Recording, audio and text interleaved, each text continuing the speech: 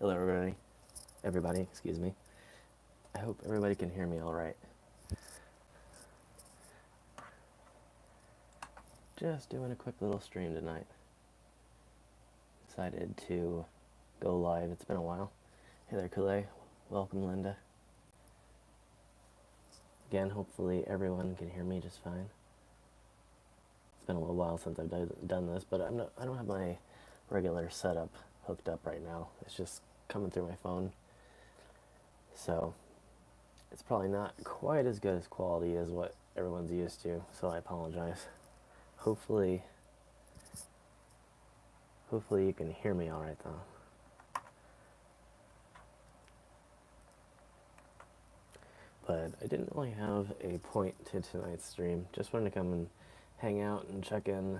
I will be doing probably some more streams from hotels here pretty soon. Probably gonna take off next week and head possibly into Ohio. And so if I do that, I'll be doing some streams from the hotel when I go there. So to those of you who are expecting me to be out and about or traveling or whatever, that is not the case tonight. I just wanted to do a quick little hangout, like I said. Yeah, not really any plan. I'm not really even sure what to expect. I'm sure that once again, no one's really going to be up, and so we'll probably hang out for a little bit here, and then I'll head out. But if things pick up, we'll stay for longer. But I'll probably be on here at least an hour or so. I might turn on the Discord, although I'm not going to be able to take any callers or anything. Hey there, Alex.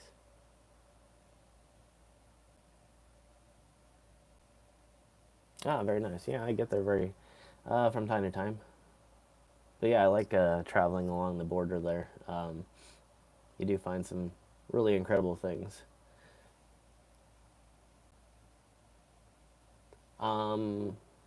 My car is like going on 250. The blue one. Now, I'm still working on it, so I haven't taken out it in a while, but it'll be back on the road here pretty soon. I'm going to be doing some more upgrades to it. I've been doing some work on it in the background. It's got brand new headlights, upgraded the actual lights to LEDs, and then I upgraded the actual housing so that they're in better condition and also better looking. And it should be going in hopefully here soon. I'm going to be finishing the paint on it so that it'll finally actually look nice for once. So at least in a while, since I started sanding it down to apply the new paint job. So hey there, Justin. Not much. Hopefully you're doing well. Yeah, just planning new travel and filming for the 539 channel, as always. But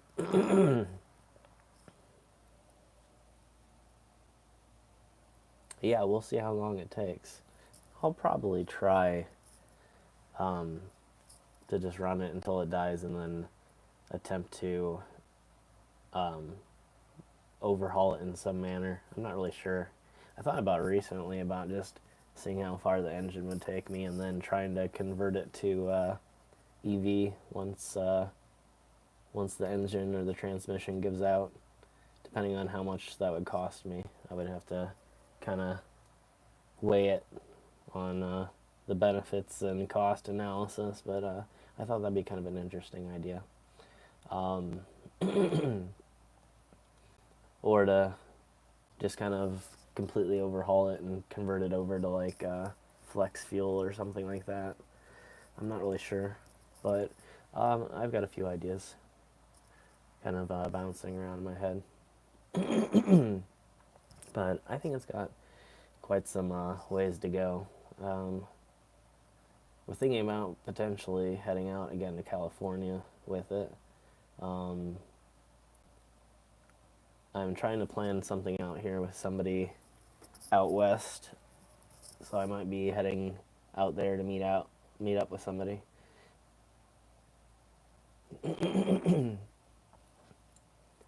Yeah, I'm going to be doing pretty much exclusively graveyard and cemetery content from here on out on 539 Productions. YouTube has pretty much sealed the deal on that. Nothing else gets views anymore, so we're just going to stick to that. And it seems like people like watching it, so um, I'll eventually, like I've said before, open up another channel somewhere or some way in which I do some other forms of travel. So that form of travel isn't going to die like the other forms of travel. I probably won't be doing much abandoned stuff or anything like that anymore, but like I will be doing some more like road trip based travel like I was talking about a while ago in streams where we do like multiple locations or travel where the interesting part of the video is the travel itself.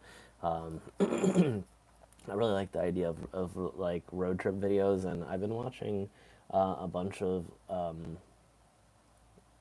older television style road trip videos. And I've noticed that there's not a lot of content out there that I would consider to be good road trip videos. A lot of them are overproduced, like most television these days, and I think there's a better way to do it, and I think it could be done really well online on possibly on YouTube. I'm not really sure. Maybe even something else. I'm not really sure.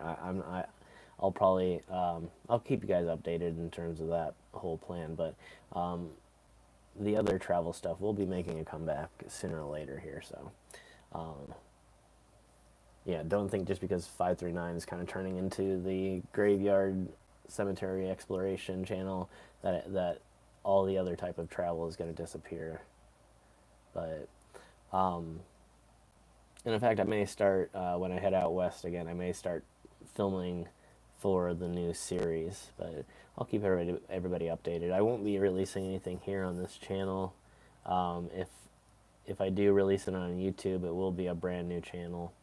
I think I talked about doing like 539 road trips as a brand new channel and putting everything over on there, and then that could be like a catch-all for my other types of travels. So, but as for the moment, like I said, posting those travels on 539 just doesn't seem to have the same effect that it did before. I used to be able to post a greater variety of travel videos, and it just doesn't really, they don't really land anymore. If it's the algorithm not, notifying people or whatever it is, I don't really know. But yeah, I figured it'd be just probably better for my time just to release it in somewhere new so that it has the chance to grow on its own instead of being attached to a channel where it just ends up getting ignored. Not by you guys, but I mean just in general, for whatever reason that is. So when I have more information about that, I'll share that. But I'm always open to suggestions. As I've been saying in some of the YouTube videos recently, I have, hold on a second, let me fix the light real quick.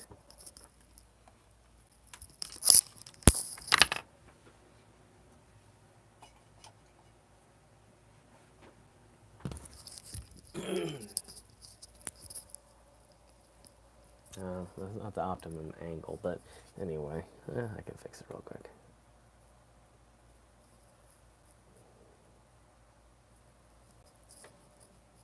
Good enough. All right. So, where was I?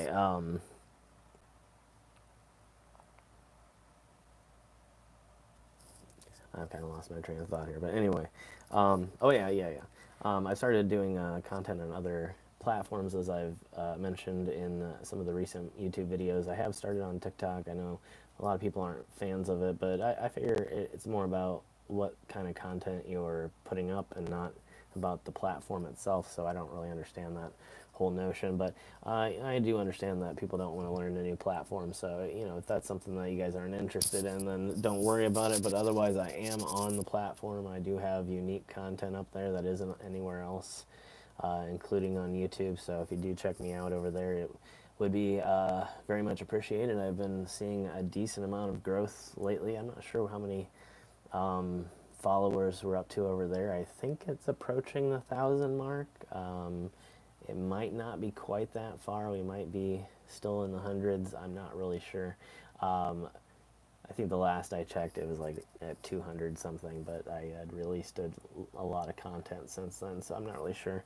But yeah, it's kind of growing, and I've been kind of thinking of unique ways to use it. It's a shorter content type of platform. I think the maximum is 3 minutes right now.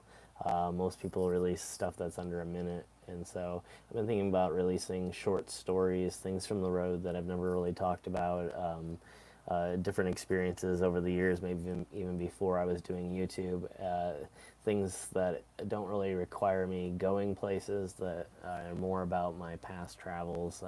Might be done here, might be done out. I also do stuff on the road on that platform too. I've done a few things at cemeteries, even a few cemeteries that I haven't released any videos in for YouTube. So there is, like I said, unique content over there as well. So yeah, but again, I know that there's a lot of strong opinions on the whole idea of TikTok. So, you know, I understand if it's not something that you want to check out, but I do recommend checking out my my account and a few of my friends' accounts over there. I know very notable person on my channel that I've worked with in the past, Xavier from Cryptid Hunter channel, is over there and doing quite well. I think he passed the 100,000 follower mark not too long ago. And then a newer friend of mine, Cryptor, and a few other people over there, Wandering Crystal and Stories Beneath. I can't remember them all. I have them all on some of my recent videos if you look, but sorry. Yeah, I've been doing quite well over there, considering that I almost never post anything. I think that's partially the reason, but I do think that there is a real relevance in short form. You know, some people are also busy, and they just there's a lot of different types of things over there. It's not all just like entertainment and dancing. Some of it's informative as well. So I think there is a place for people that are just looking for quick information too. But yeah, it does definitely cater to the short attention span as well. But speaking of content online, if you are enjoying this content online, make sure to give it a thumbs up. Maybe share it if you have another social media that you can share it to. Always helps us to grow over here. Although I know I don't use this channel a whole lot. I'm trying to travel more so that I can actually use it more on the road. I like the hotel streams a lot, especially when I'm staying in areas with interesting background, you know, where I can actually like sit in front of a window or something and kind of have a view of where I am. So yeah, we'll see here. I'm not really sure. Like I said, I'll probably be traveling. I might be traveling into Ohio here for a few days. I've been kind of debating about whether to do that or head south and kind of chase the good weather. It's starting to get a little bit colder here. It was warmer recently, but it's starting to really drop down and get freezing. So I've been recently thinking about, you know, just starting to head down south more for the winter and do more stays that way. And that way I can kind of plan out windows of semi-good weather up here and then skip down into the more southern areas where the weather is a little bit better for the winter season. I'm also trying to bulk up on some of my content. Obviously, I've got about a month worth of content coming out anyway, so there's not going to be any breaks. Oh yeah, the new episode is actually coming out Saturday.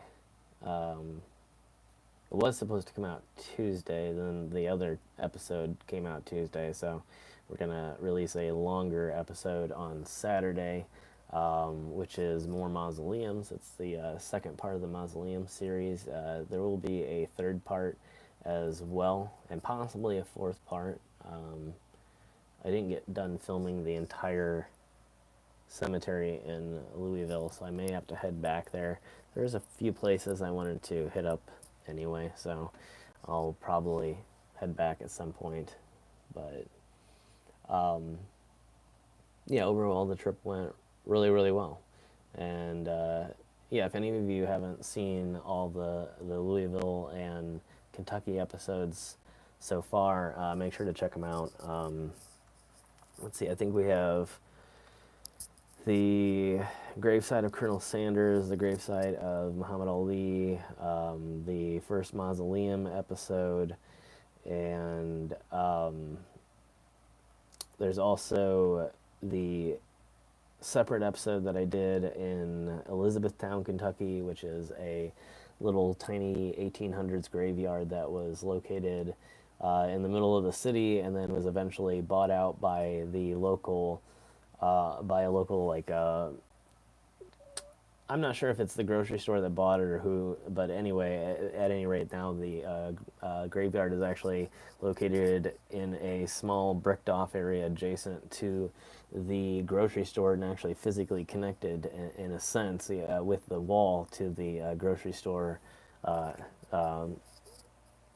building itself. So it's a really kind of an interesting location, an interesting idea that this place that could have been torn down, and in many cases around here, often that is exactly what happens. Instead, they decided to save it, and even though it's a grocery store, now they have honored these historic residents by protecting the graveyard where they were laid to rest. And I thought it was a really interesting story. And even though it's an incredibly short episode, I know that people don't tend to like that either on YouTube right now, but I highly recommend going over and watching it.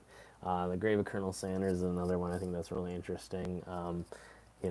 Especially since KFC has such an international appeal now, and here really close to me is this founder, laid to rest as this historic founder, Colonel Sanders, who himself was born in the 1800s and kind of now a very historic figure himself.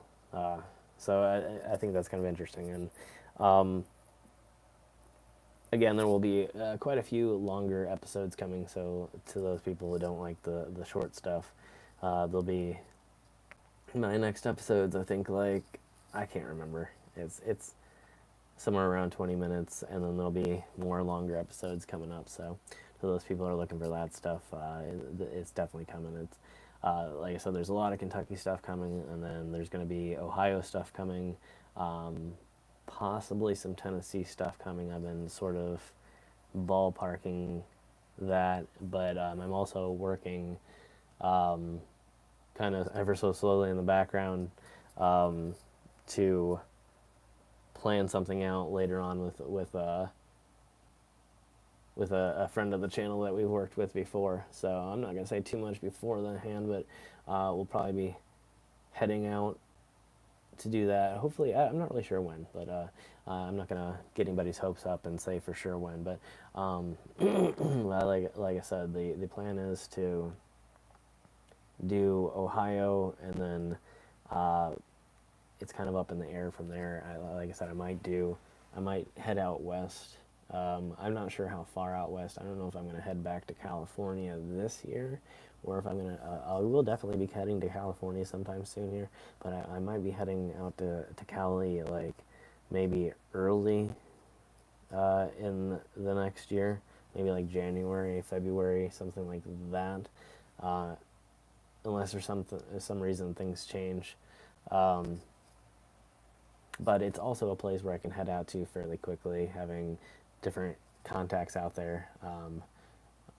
It's a little bit easier in a lot of ways to go to California than it is other places. So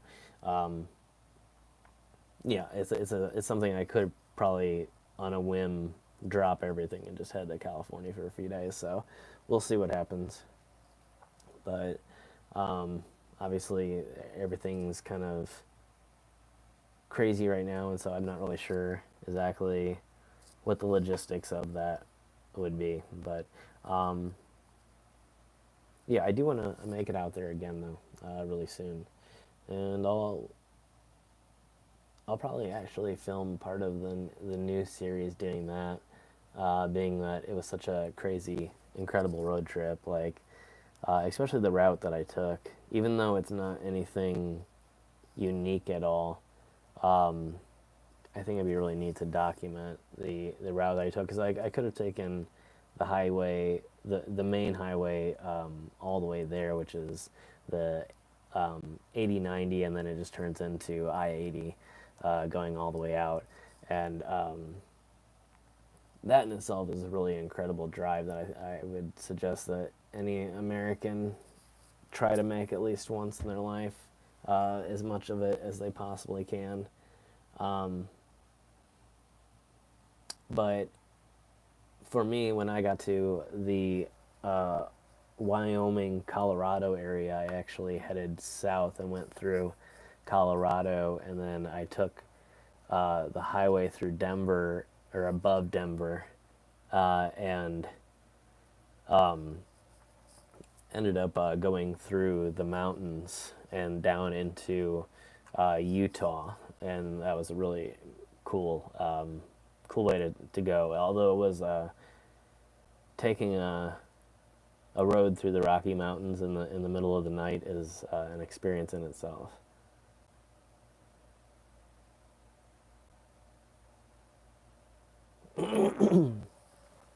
The only dowsing I ever did on YouTube was with Xavier in an abandoned mine that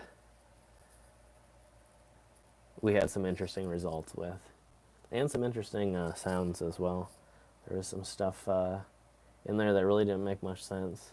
So, but that was pretty much the only experience that I've had with dowsing. It did have some interesting effects. Like I said, I had a few times that the rods would just sit there and spin over and over in your hand and not stop. And although I guess theoretically there could have been some small hand movements that it could have been causing that to happen, because it is in sort of a, it's not a bearing, but in a sense it is like that. It's in another tube, so it is free spinning. So there could be some potential false positives there, but I definitely had some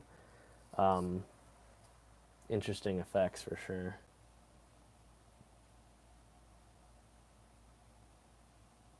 Yeah, I have heard about the water stuff too. Yeah, I don't know how.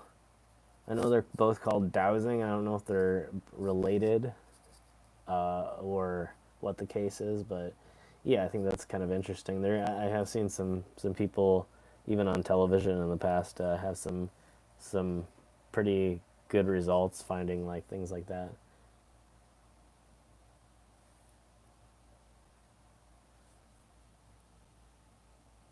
Oh yeah, yeah, exactly. You could argue that there's small amounts of wind or slight angling of the hand, but I will say, like, I think I've said this before, but you know, Xavier is one that he even said off camera, very straightforward. If you think this is something that I'm doing, even if it's by accident, call me out on it. So, he was very, very honest about the way that he does his research. And so I know that a lot of people doubt, especially the dowsing, but um, I would just say, at least look at it.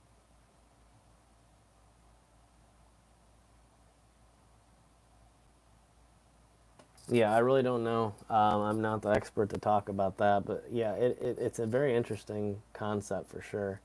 Um, he does it a lot in his channel. I would definitely check out his channel, Cryptid Hunter, uh, and to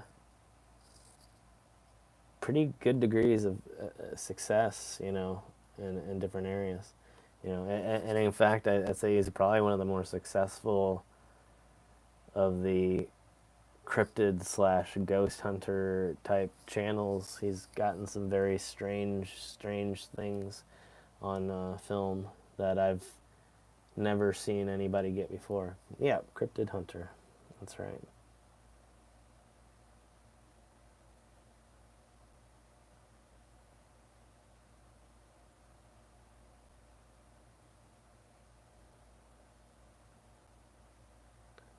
Oh yeah. Well, that's got to be good, Kule. I mean, yeah. Oh, yeah, yeah. That's probably the right one.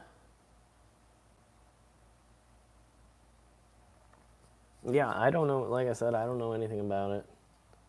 I'm not sure exactly what makes it work or what the case is.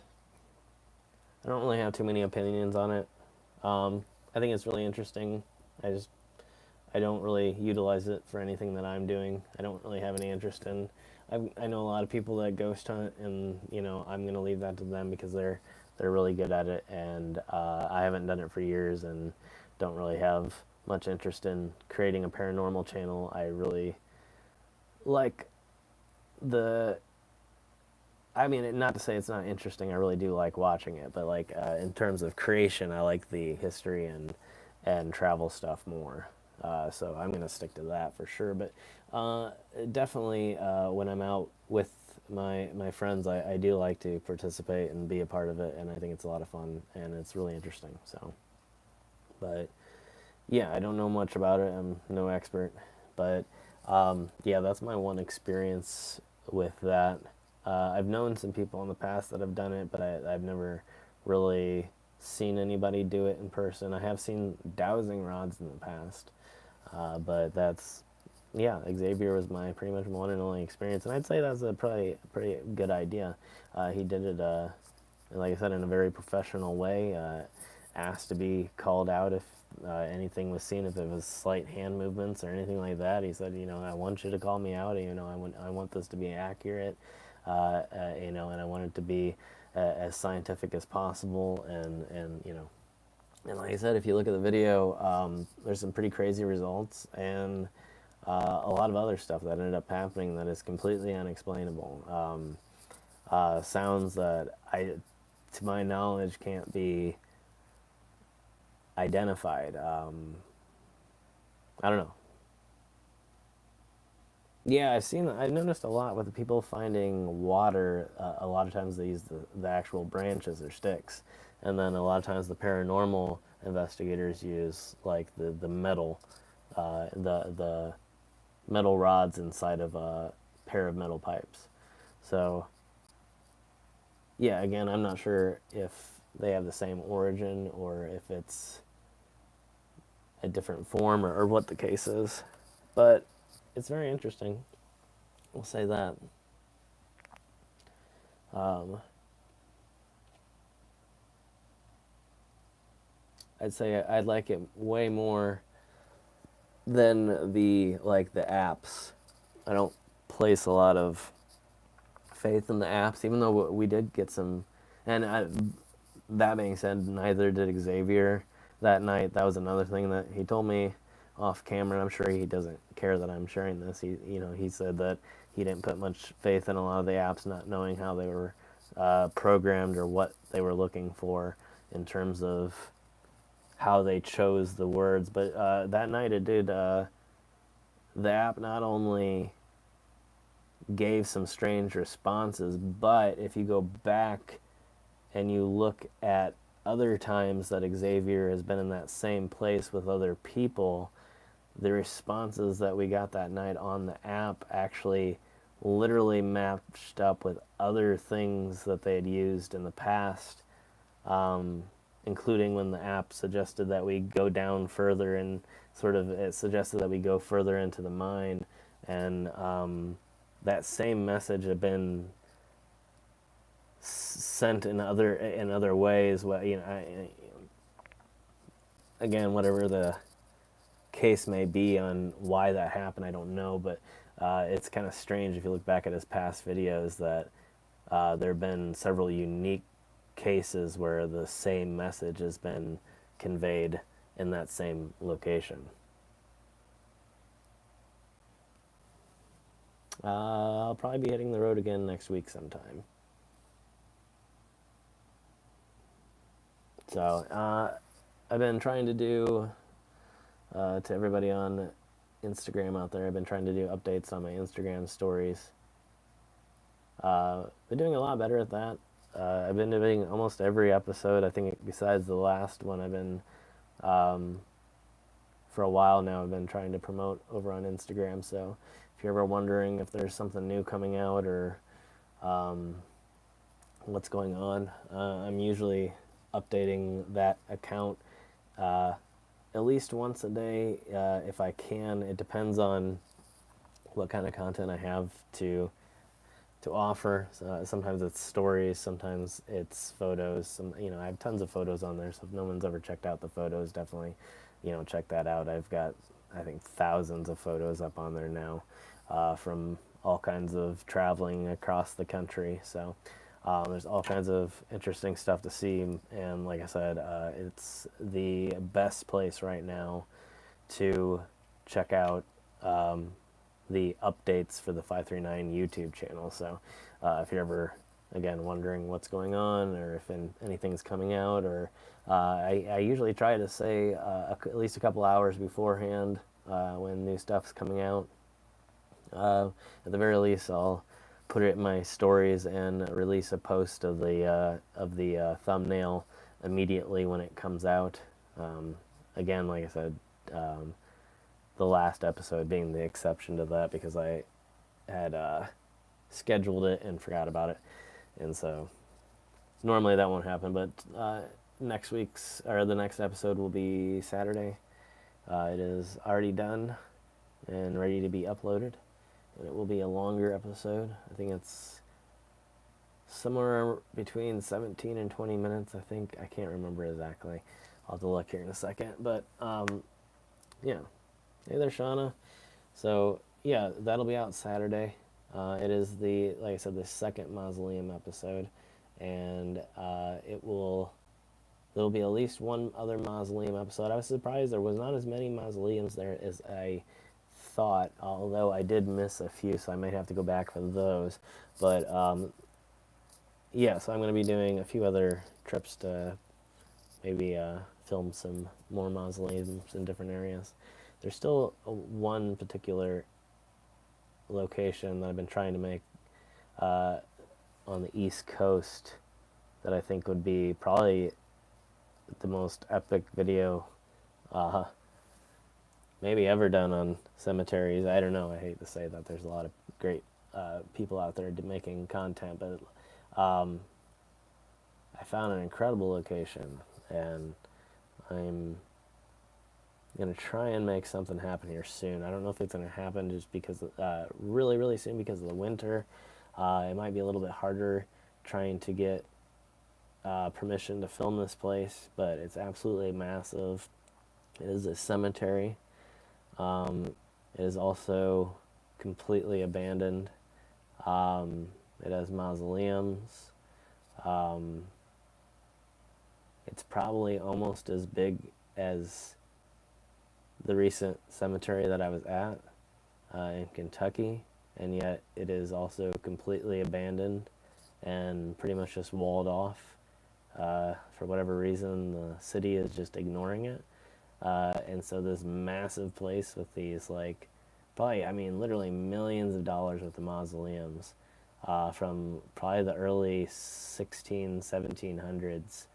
And it's literally just been abandoned and walled off, and it's incredible. So, yeah, that's vaguely in the works. But I recently came into contact with some people that I think might be able to help me out, and so we might we might finally make it in. I've been looking at this location, eyeballing it now for a few years, and I just haven't had what I felt were the resources necessary to get it done. So I think it might be about that time. Oop. See, every time I do these, I always forget to look down when I'm moving my hands and end up almost yanking my earbuds out of my ears or yanking them out.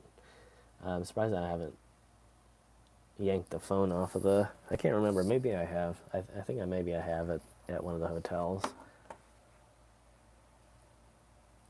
But man, it seems like the later I get, the more people that are joining. Maybe it's because some places are around the world are starting to be morning. I mean, man, I don't know how I'm gonna end up taking a break on this one. This will be interesting. I thought about skipping around tonight. Oh, I can mute my microphone, so when I go on break, I might do that. Not that I'm going to say anything that anybody shouldn't hear, but it just seems weird to be walking around taking a break for a few minutes and people literally being able to hear you walking around in the background, since I can't go to the splash screen on my phone, which would be kind of nice. I wish I could get like OBS or something set up on my phone. Maybe it does exist now. The last time I've checked, like a year or so ago, there still weren't anything like that I know of, and trustworthy enough to use potentially. But I'd like to get something on my phone where I could actually potentially have multiple scenes, like in OBS, so that I could actually have a professional looking stream on the road and not have to carry all of my equipment with me. Though I probably could, but I mean, it gets to be a little bit much being a one-man operation, trying to do 2 channels and live streaming and filming for later editing and everything. So that would be kind of nice, but I'll have to look that up again. But anyway, that's not really very interesting, but trying to think if there was anything else that I haven't updated anybody on.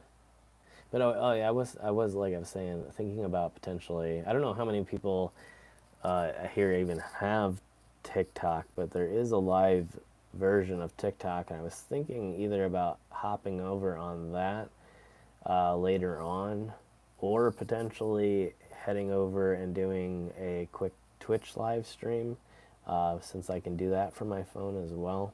So I don't know what other platforms everybody else has, and hopefully YouTube doesn't get pissed off at me for suggesting. But like I said, like we'll hang out on here for a good while to make it worth their time. But at some point, if I'm filling out for it and feeling like continuing the stream, I may hop over on another platform. But I would say if no one here currently is following me, or there's not a good portion of people that are following me on any other platform, we might leave that for another night and an earlier night, because I don't really want to bomb my first stream on any one of these given platforms, especially considering that like I said, I do these command center streams to kind of come and hang out with a lot of you that have been supporting me for a long time, and to do like a kind of a Q&A on anything that people want to ask in terms of, travels or the recent episodes and things like that.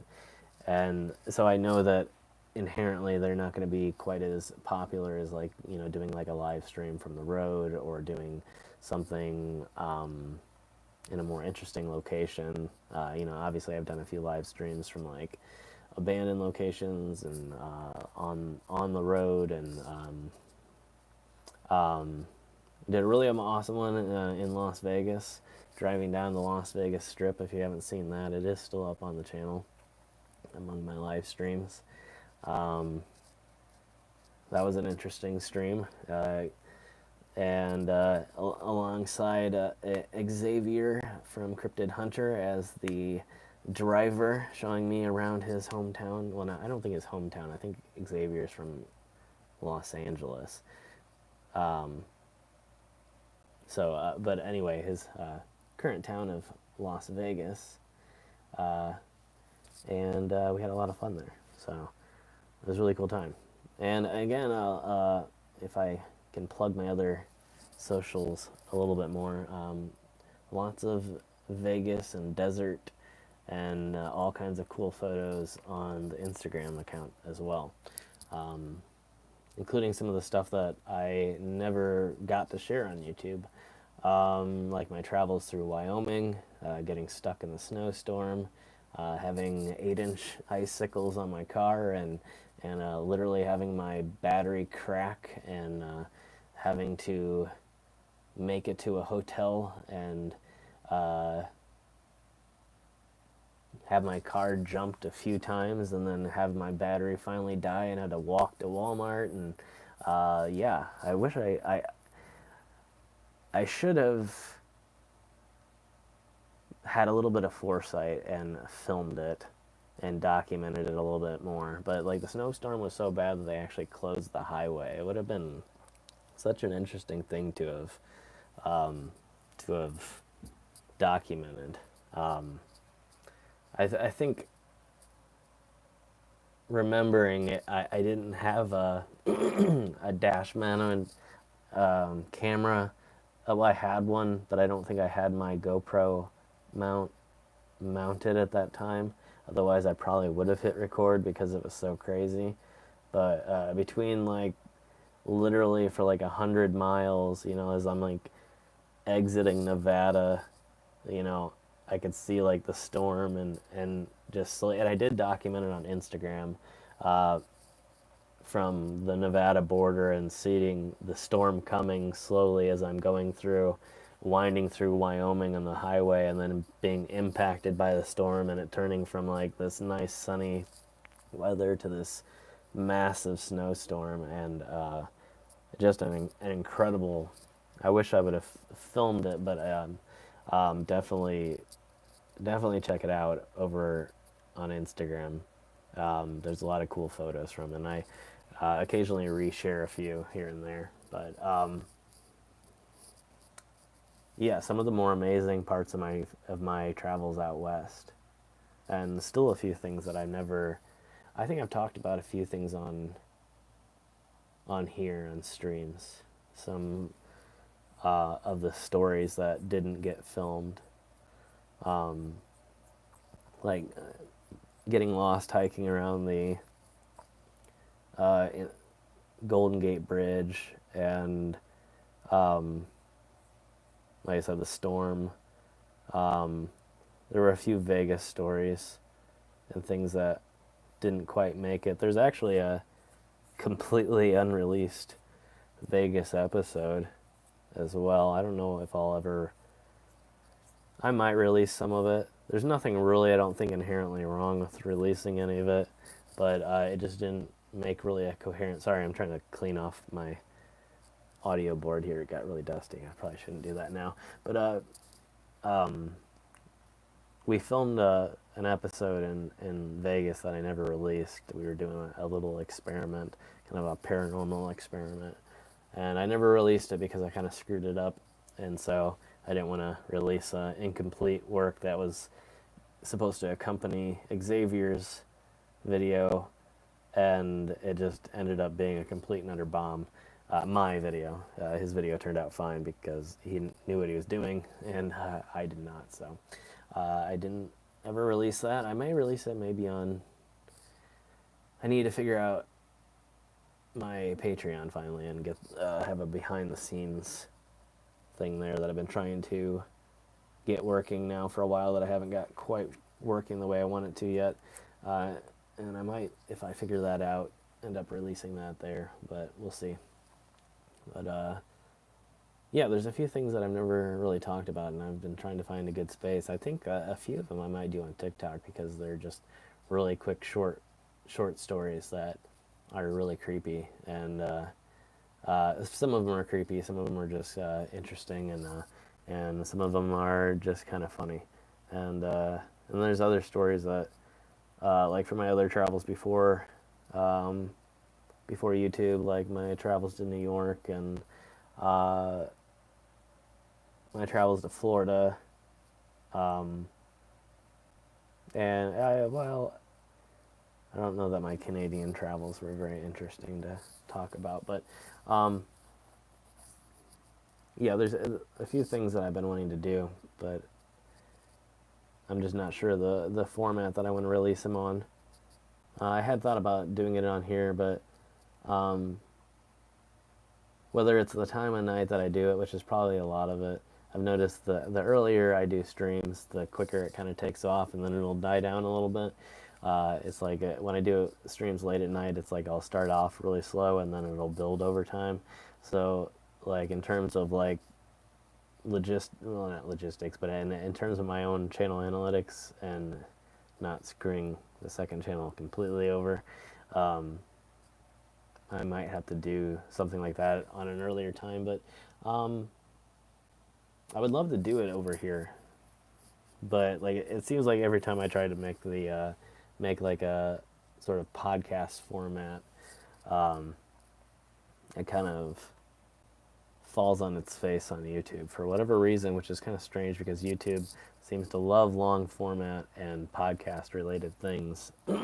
And anytime I ever try to do like really branded content over here, it always sorry, I'm trying to read it, but yeah, it always kind of falls flat.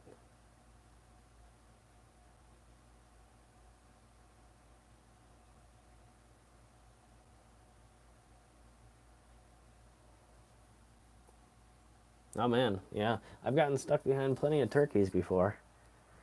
That's another funny photo that I released on Instagram too. Is getting stuck in the turkey traffic jam when about 20 to 30 turkeys decided to run out in the road in front of me, and then uh, instead of crossing the road, turned down into the road and just like 30 deep, just went down the road at 5 miles an hour for like a good while, and just didn't. And it surprised me because the turkeys are usually fairly skittish, and for about, I want to say like an eighth of a mile, they acted like they could care less that there was this gigantic car behind them. Hey there, Savannah. I am doing well and healthy. Thank you for asking. Appreciate it. Hope you're doing well doing well also. I always do that. I always say, "Hope you're doing well as well," and I hate that because I think it sounds so stupid. Anyway, so yeah, that's my animal traffic jam story. Other than that, it's usually dodging deer with varying rates of success recently. So, but truth be told, that was like my one and only traffic accident. So, and it was the deer's fault, full on. I avoided the deer, and then the deer in turn ran into me, like T-boned me, because saved its life and avoided it from going underneath my bumper, and it still thought it could race me, so it sped up even more, and because it tried to race the car, it hit my side, but it lived, so I saved its life. But the deer still took out a quarter panel, and I think a door panel got replaced, and a headlight. But I mean, if I could save the deer's life, it was worth it, so it was good enough. But I think I've told that story too many times on this live stream, so I'm not gonna keep going over that. But yeah, that was my. I guess it's not the only wreck I've been in for the channel, but it was the only wreck where I was driving.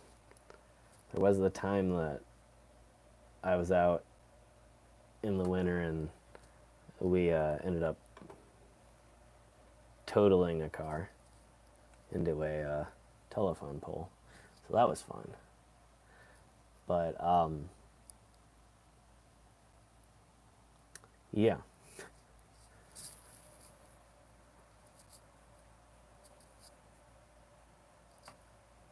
All right. Sorry.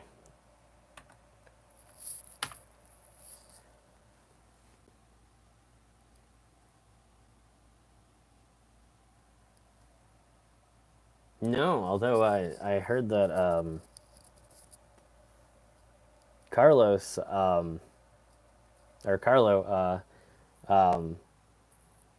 recently had that happen to him, and um, that was an interesting story. He didn't do it, but apparently a passerby asked if they could take the deer because it was injured, and ended up, I guess, dispatching the deer.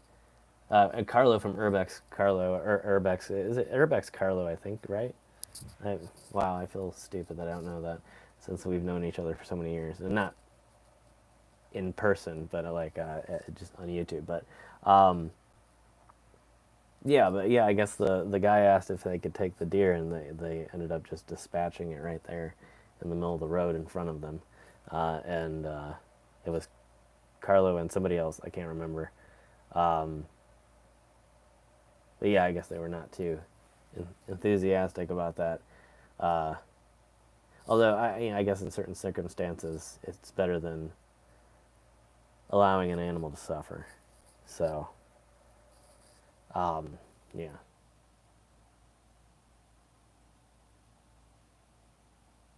Yeah, that's right. Yeah, Mo's RG. A few other channels as well, but yeah, Mo's definitely one of the bigger channels that he collaborates with for sure. But yeah, I don't know how many followers Mo has at the moment, but he's not doing too bad for himself.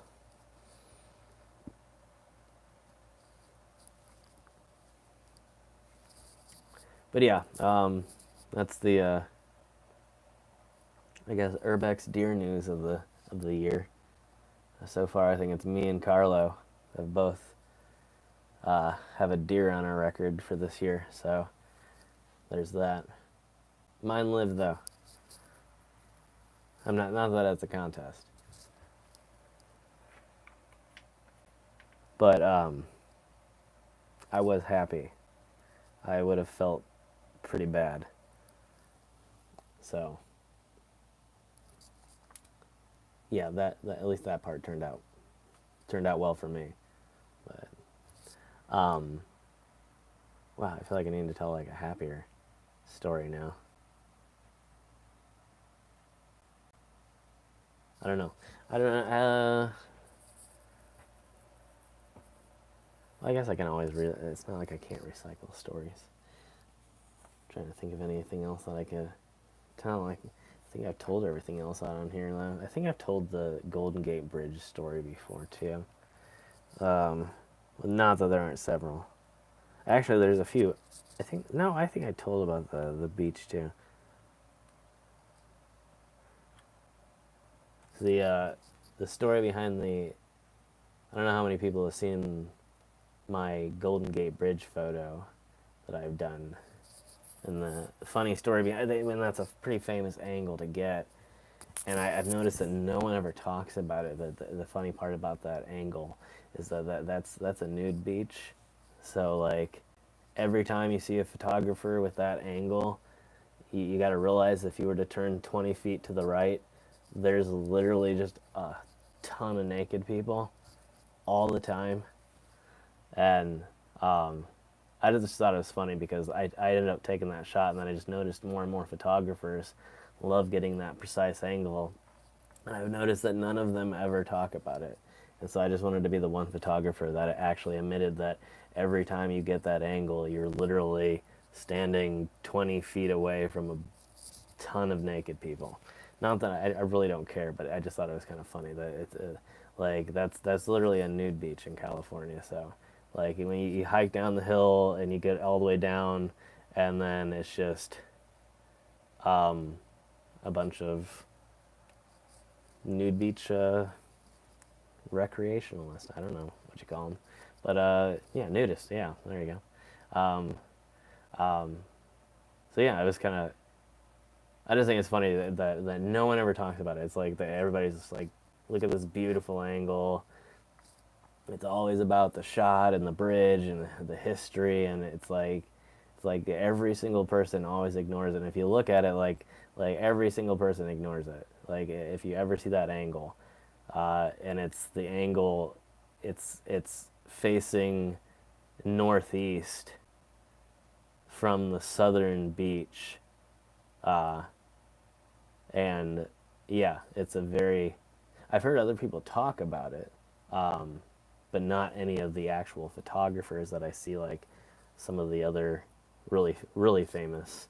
Not that mine's famous. Mine's definitely not famous, but even the more famous shots, no one ever says anything about it. But that's not the only bridge story I have. But hey there, Roy.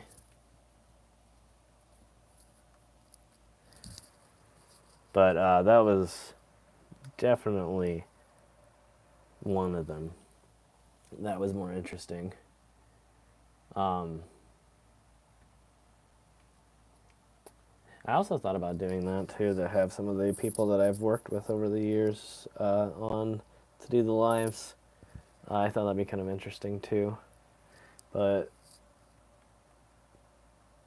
the logistics of that might be a little bit harder. I've heard recently that Skype doesn't like working with live streams, so I might have to do. Well, and Zoom has I think a 30-minute maximum unless you're using the pro version. So there's a few logistical things to overcome. Um, Not that that's that hard, but just to let everybody know sort of where we stand in terms of the like guest based podcast and all that. It's not necessarily not happening, but the reason it hasn't been like I haven't really been pursuing it more on here is just because it again does seem like YouTube is sort of trying to. I wouldn't say trying. Trying is the wrong word, but it's the algorithm is not actively promoting any of the live stream content over here. So it does get a decent amount of views, but I'm wondering whether or not to maybe do it over on Twitch instead, just because I feel like there's different rules over there that would maybe potentially make it better at this point. Even though I know a lot of people are saying now that stick with YouTube because YouTube is just better for streaming. But while that may be the case, I don't think it's the case for this channel. And that's the point I would be making. That I really think that this channel, for whatever reason, is just bombed, and I think there's good reasons behind it. Hey there, Charlie.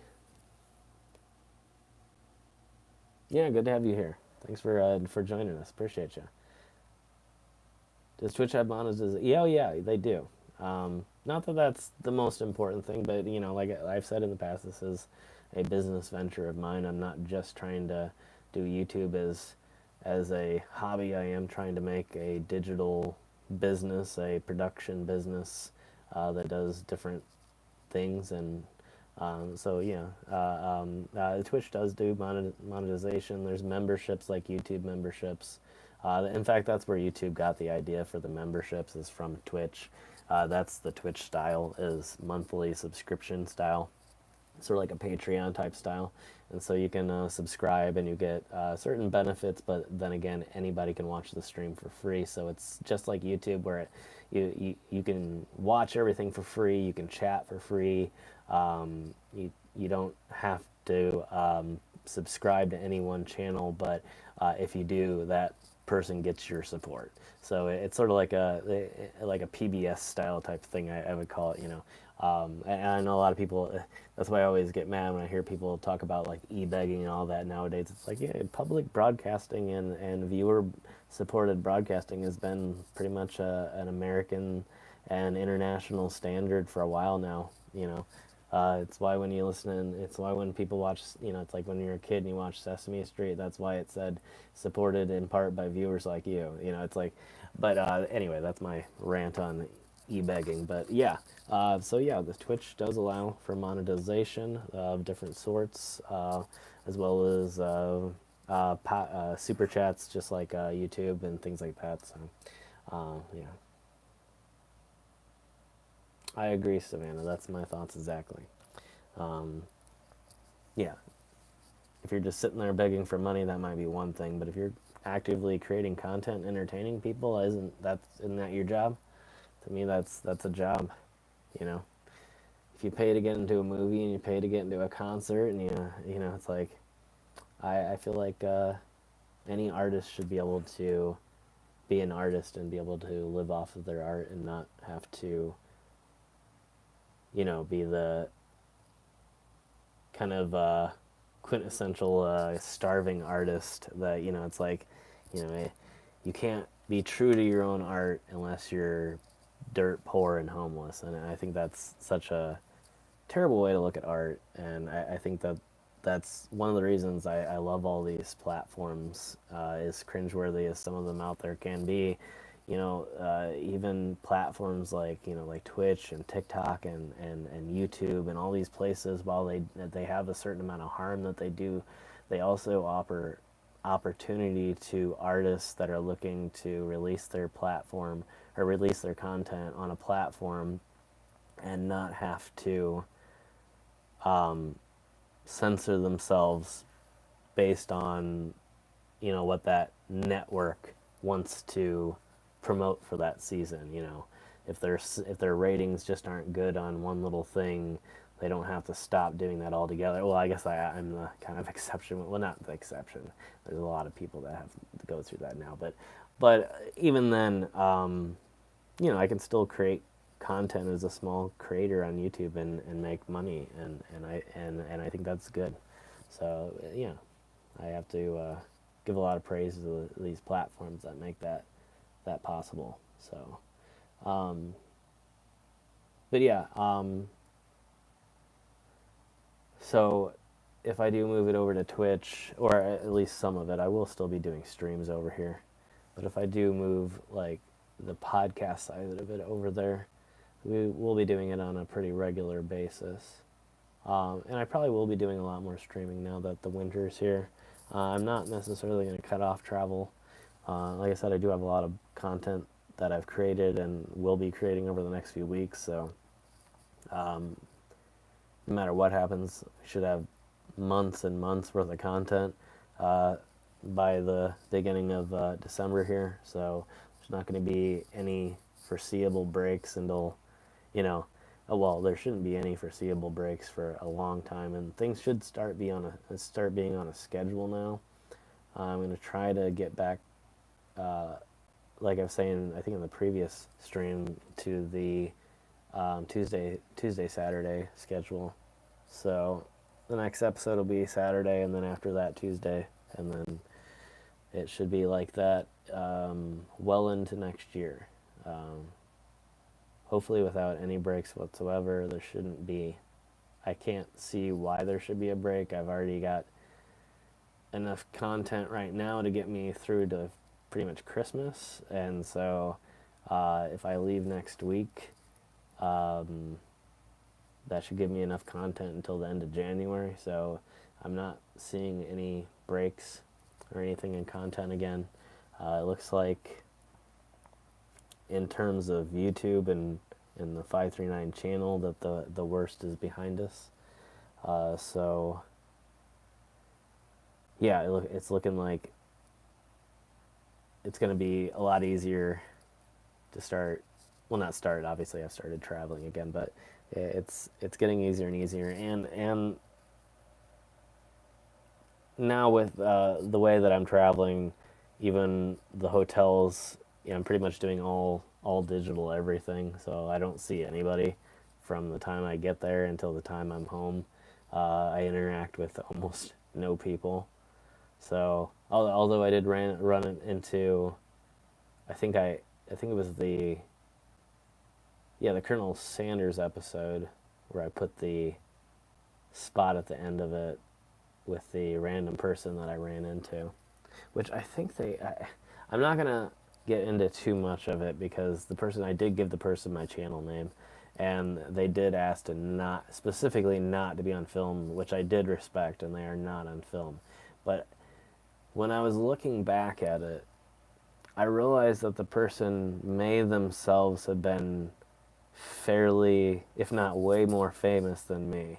I'm not going to get into it really, but I realize now looking back at it and how they were dressed, it was in a very specific way. I mean, it's not going to give it away who it was, but so I'll go ahead and say that part, but I won't say like, I don't know any names. I don't know who it would be. I'm not going to make any guesses, but they asked for their privacy to remain. But I realized looking back that they were dressed in khaki pants, a sort of uh, the halfway casual button-down shirts, and it tucked in with a PGA hat. And I realized he looked very much like a famous PGA golfer, and I'm not sure if it was in fact a famous PGA golfer, but I may have gotten a tour around a graveyard by a famous golfer.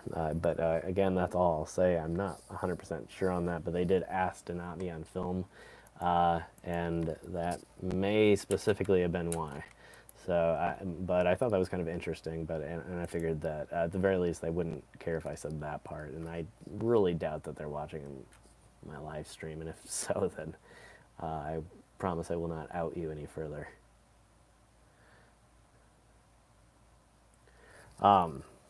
But anyway, yeah, that's my interesting Louisville story. I don't know why I keep going to. I'm sorry. It's been a while since I've live streamed from the command center, and so yeah, I gotta admit I'm a little amiss about what really to do right now. I did get some new plants. I don't know if anybody had seen the, let's see, I guess I put it up on Instagram. Well, obviously, I don't know where else I would put it, since it would definitely not do well on 539. I don't know what else is visible, but I do have a new snake plant. I have several new cactus. I have a couple new philodendron. A few more rare philodendrons. I got a philodendron Brazil, and then I got a philodendron Prince of Orange. What else did I get?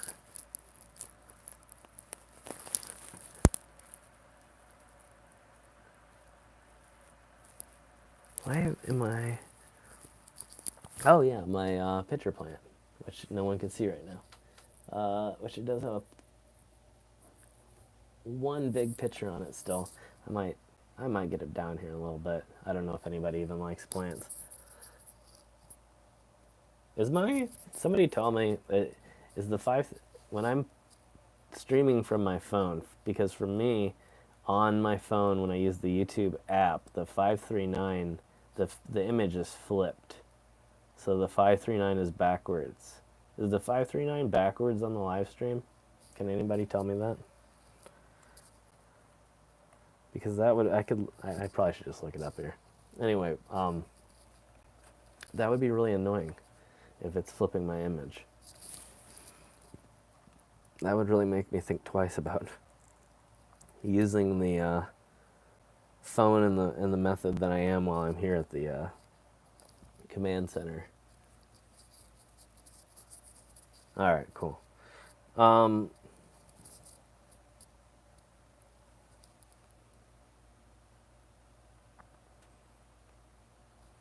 All right, well, so it is 2 a.m. And yeah, oh yeah, so yeah, I don't really know how many people are actually interested in the plants. I can pull down a few things. Thank you, Shauna. And Savannah. I appreciate that.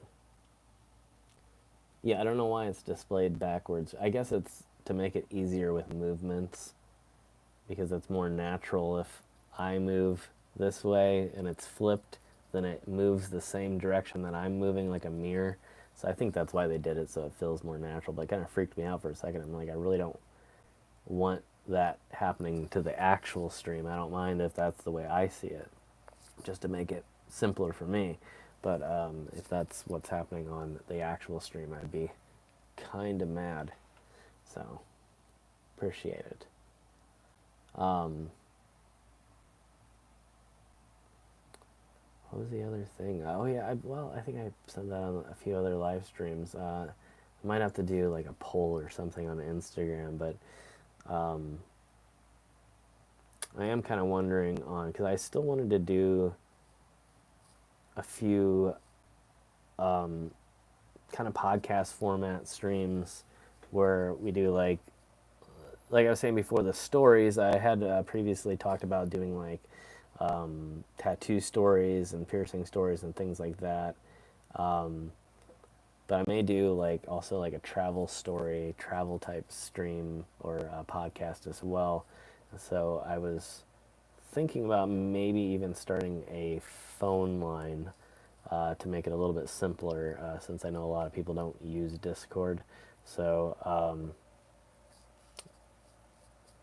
and I think I had posed this question before, but if anybody has any opinions on if that would make it easier or harder or make it more likely for you to call in and share a story or what the case may be, I would love to know. Oh yeah, I actually made that out of well, I didn't make it. The lamp. It was another lamp, and I took a cheap kind of hardware store garage metal clip lamp, and I hooked it to the top and then put a grow light in it, so it looks sort of like a street lamp, but it's actually just two separate lamps with one clipped to the other. But yeah, thank you. So yeah, I kind of sort of made it, although I did none of the woodwork myself, and I'm not good at woodworking anyway. But my lipstick plant, on the other hand, is doing really well. I don't know if anybody can notice how much that's grown over since the last time I've actually done a stream in the command center. But since I've set up the grow light, it's pretty much exploded. And my monstera is also now taller than I am. I know you can't tell by the... See if I can find there's the top leaf there. That's about 6 feet up there. So I'm going to have to start clipping every one of the leaves. Well, not everyone maybe, but we'll see.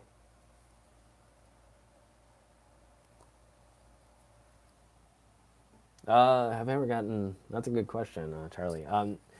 No, but I do have a video where I had a very close call. Because I knew that the gate closed at 5. There were signs up everywhere that says the gate closes at 5. You must be out of the gate by 5 o'clock sharp, and so I did just that. But the signs neglected to say that there was only one gate that you could get out of at 5. The rest of the gates closed at like 4. And so I was like all the way on the other side of the cemetery, and the gate had already been closed there. And so I had to, and it was like a really big cemetery. I think it was the Crown Hill in Indianapolis. And so I had to pretty much, as safely and as quickly as possible race across the entire cemetery, under the bridge, under the road, and try to get to the other gate in time to not get locked inside. But, I mean, honestly, in a big place like that, I probably would have said something. Like, if you're 5 minutes behind and you're all the way across the cemetery and there were no signs, I would probably err on the side of just complaining and telling somebody to open the gate for me. So But no, I've never actually been locked in. Locked in. Um, Thankfully, they definitely after that time though, I was a lot more careful. And some of those places do close incredibly early. It's almost kind of strange. I know a lot of national cemeteries close at like 4 p.m. even during the summer. So um, it can be somewhat difficult to not get locked in places. So, especially the bigger ones. A lot of the bigger ones close earlier just because I think they spend probably a good deal of time searching the grounds afterwards to make sure that everyone's out. Um, so I've noticed that, like in Louisville, um, the deal was the cemetery closed at 4:30, and the gates closed at like 5 and 5:30, depending on which gate I believe it was, something like that. So um, they do give you some leeway time. Like on the website, it says 4:30, just 4:30. So I think they're assuming that most people just assume that 4:30 is the exact time, and so then by 5:30 everybody's gone. So um, yeah, I've been pretty lucky. And then a lot of my locations are you know really small cemeteries out in the country, and so although there's an assumed time that it closes usually. Most places, most I think I know like in Indiana, I think it's state law that every cemetery closes at sundown, or every cemetery closes at sundown unless otherwise specified by the owners. I think it is. Like you can be open past sundown, but like it's based, if you don't put any hours up, if it's just like an open cemetery in the country, it's assumed that you're not allowed to be there past a certain time, or you'll be removed. Um, from my knowledge, that may not be 100% correct. I'm not current on my cemetery laws. I don't typically try and visit cemeteries at night much. Not that I don't like to. It is kind of interesting, but it is a lot more hassle because there are a lot more people that get um, suspicious about what you're doing, and sometimes for good reason. So, I mean, we've seen a lot of these places have significant damage done to them, so I can understand. But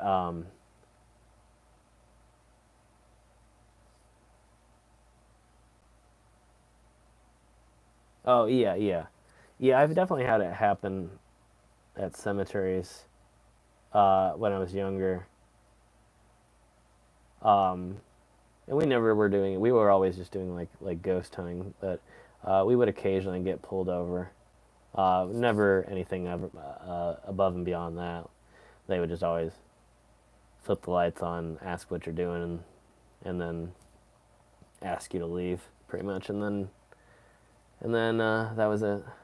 But but yeah, a few times when I was younger, before I did YouTube, when we actually did some level of ghost hunting, um, um, as part of the car club I was in, we did occasionally get the cops come in. So since then, I've kind of tried to steer clear of a lot of that just because it's a hassle. Again, in some places they don't really care though. Some places it's allowed, but they will check on you. So that wouldn't be that bad. I wouldn't really care so much that somebody came in and checked on me.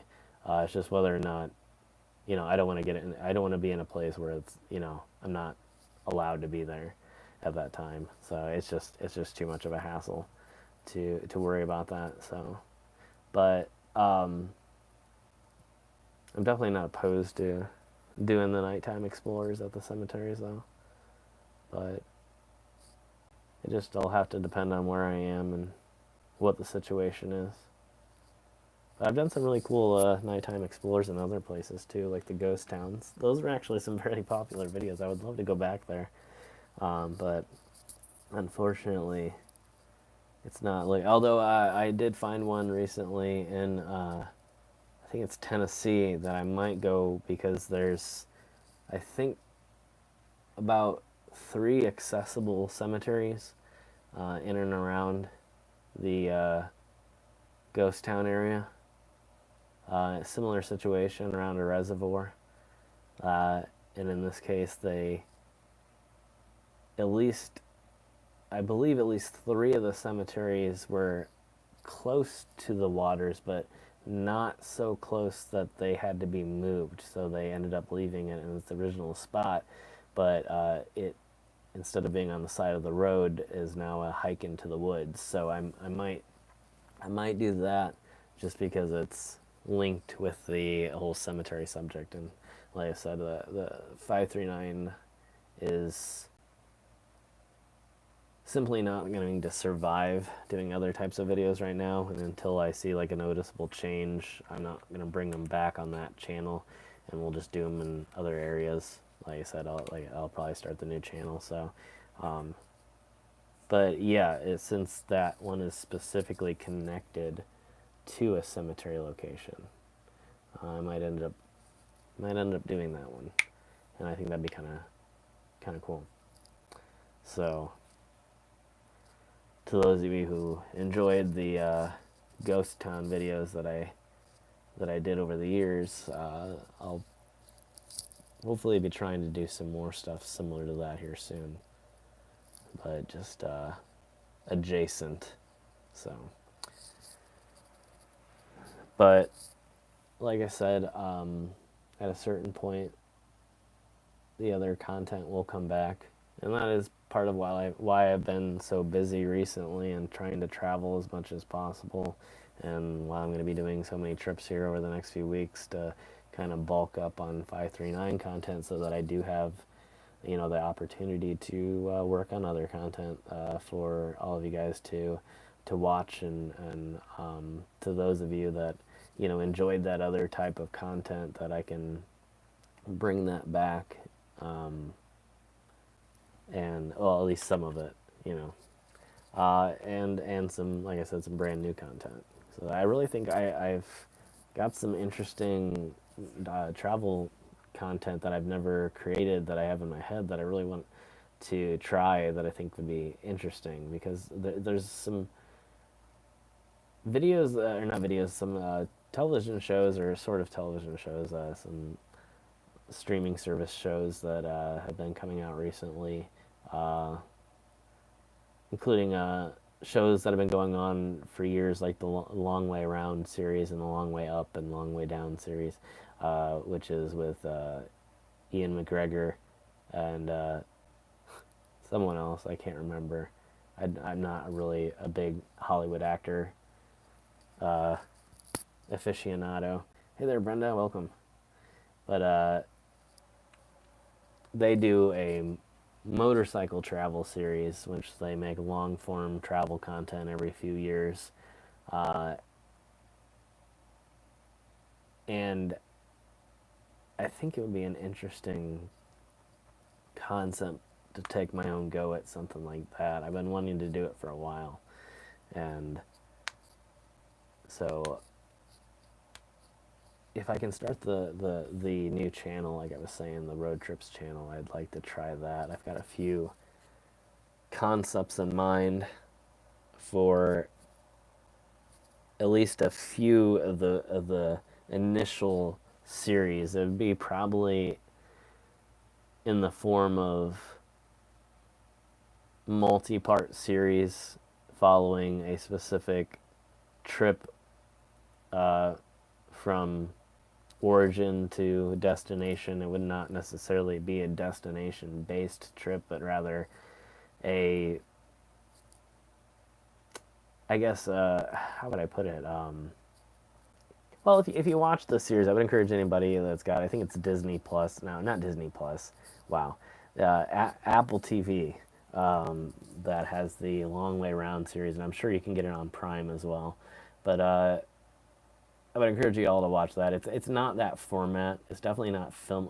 Mine would not be filmed like that, and would not necessarily.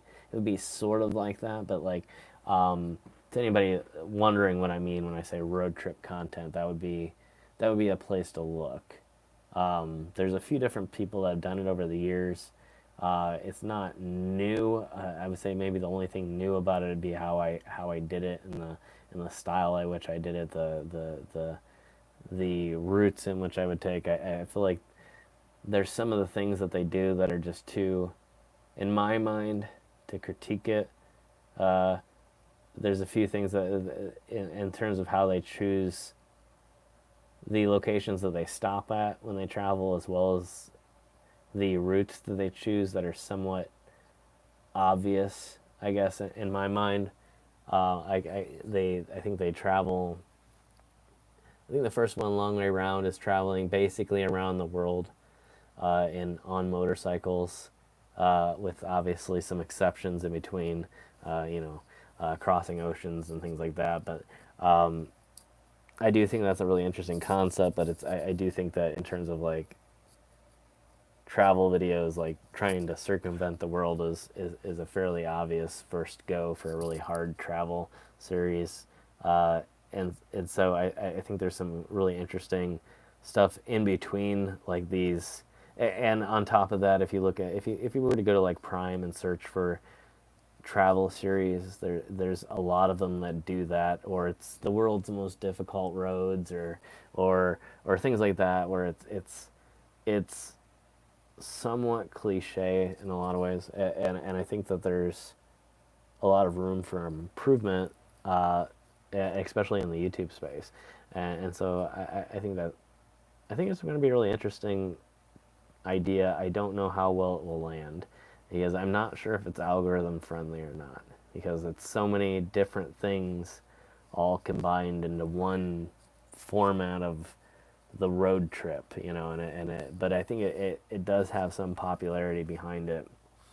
But I think a lot of that is in the form of the car community, and it's not necessarily going to be based around the cars or the car that I'm taking, and a lot of times will be probably just including my car and maybe anybody else that would be going along on the trip with me. But like, it'd be more about the travel itself. So, but yeah. Anyway, I can't rant about it too much without actually showing you guys an example, and I'm hoping to actually film a short pilot sort of episode. Not that I'm gonna be, well, maybe, but most likely probably not sending that in the form of an actual pilot to any networks. But I think it would make an interesting actual television series. I have thought about submitting a pilot to like something like Amazon or something like that. But like, yeah, in terms of how, I'm not sure how I'm gonna bring it. Maybe Instagram. I feel like Instagram might be a safe space to experiment around, because I really don't put any faith in growing on Instagram anymore anyway. So like, whether or not it bombs or it succeeds is of no consequence to me pretty much at this point. So maybe if I can get something edited here by the end of the year, I'll have some sort of pilot to share with with everybody. I mean, over on another platform, or in shorter segments on my TikTok or something like that. I don't know. So that's where I'm at on that idea anyway. But yeah, I think that's pretty much about it in terms of like the updates and everything like that. Like I said, I'm probably not planning to stay online for too much longer. Um, if anybody does want to join me on another platform, I may do that here. Again, I don't know if anybody is interested, just sound off and let me know what other platforms you have, and we'll see. But other than that, if anybody does have any, like I said, questions about the upcoming episodes or travel or any of the recent episodes that have been released, feel free to let me know. I'll elaborate on anything as much as possible. I know, like I said, a lot of people do have questions that don't necessarily get answered completely in the episodes, and so I always like to leave sort of an open forum. If you have any specific questions about the episodes that didn't get answered during the episode, feel free to ask, and I'll try and elaborate there, like I said, as much as I possibly can if I do know the answer. So, other than that, if I anyway, I'm gonna ignore that. Sorry. Other than that, if I see, like I said, that you guys have the Twitch or TikTok and want to join me over there, I might do that. Otherwise, I might just save it for another night, since it is kind of late here. And like I said, we don't really get too many late night visitors. Anyway, why is my phone seem frozen? Anyway, sorry. I hope that's not... My chat froze up for a second on the screen. I don't know why. Usually it flashes up and then it'll slowly fade away, and it flashed up and stayed on the screen for some reason for an indefinite amount of time, and I don't know why. But it looks like everything else is working just fine. Alright, my timer's still going, so I'm assuming that the live stream is still going. But, so yeah, I guess I would say, since we are talking about the other... very cool, Shauna. Excellent. I do have Twitch on my phone. I might try and do a little bit of Twitch here. Twitch is under 539 Productions.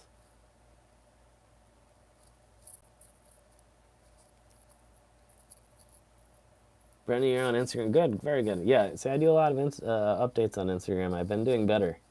Not good, just better. But I did do an Instagram live stream once. It did not go well.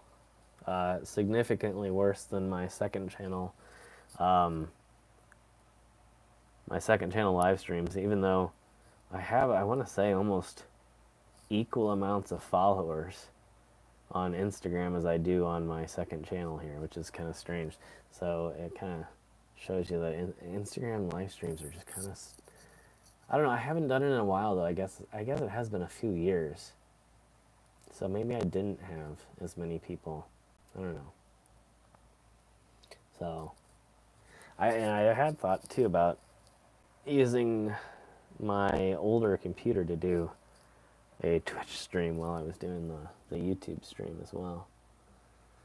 Yeah, check it out. I think it's a great platform. It's definitely different. It's obviously a lot of it's based around gaming, but there's a lot of other content. Like I'm subscribed to a woodworking channel on there. He does live woodworking and carving, and it's really awesome. I'm subscribed to... I have another IRL channel, and I can't look it up now. Unless, well, I could. I'd have to log into Twitch now on my computer. Yeah, I don't know why. It literally is just twitch.tv/539 Productions. But some people, for some reason, that link doesn't work. But every time I type it in, whether I'm logged in or not logged in, it works for me. So it should just be twitch.tv/539 Productions, and it should go right there. Sorry if I froze there for a second. My phone was warning me of the battery. But yeah, I've noticed a few people that haven't... if you search for 539 Productions, sometimes it doesn't come up. Let's see if I can... Oh, I can't chat on the app. Shoot. Alright. But, I'm trying to remember... It might be I can't remember what my default video description. So the app's a little bit different when you go live. I can't change the settings in the same way. So in the description below may be okay. Cool. I was gonna say to anybody else, in the description below, it may be there may be a link in there as well.